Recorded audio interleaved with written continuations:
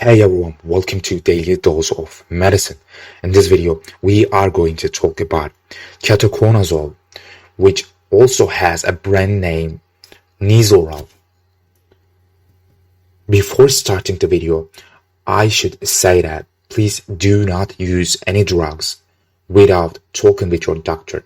Let's jump into it.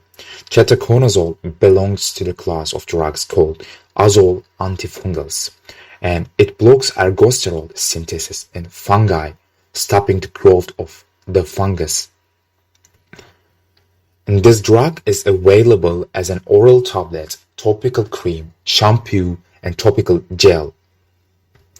And this drug is applied to the skin, and it is used for fungal skin infections such as tinea, cutaneous candidiasis, pityriasis versicolor, dandruff, and seborrheic dermatitis. And we can also use for excessive hair growth and Cushing syndrome.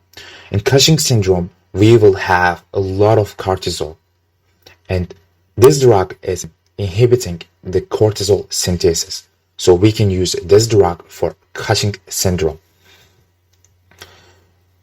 And I have precautions for this drug. Do not use tablets as first-line treatment.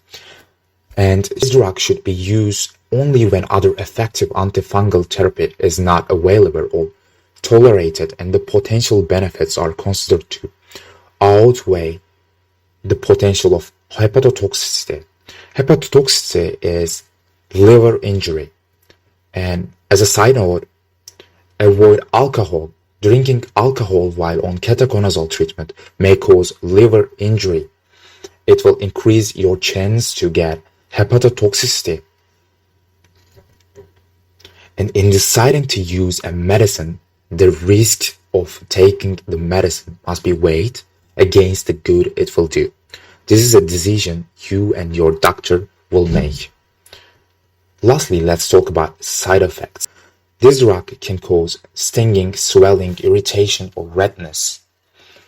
And the drug may cause adrenal insufficiency, so the level of the adrenocortical hormones should be monitored while taking it. Lastly, it can cause gynecomastia, and we talked about liver toxicity, liver injury can occur. Let's talk about the gynecomastia. Gynecomastia occurs because testosterone levels will decrease. This drug is a potent inhibitor of 17-20 lyase. 17-20 lyase is an enzyme for testosterone synthesis. As I said, testosterone levels will decrease and it can cause gynecomastia. I'm not saying all the side effects can occur, but there is a possibility to happen. So that is the end of the video. If you find it helpful, please consider liking, commenting, and sharing with your friends. Thanks for watching.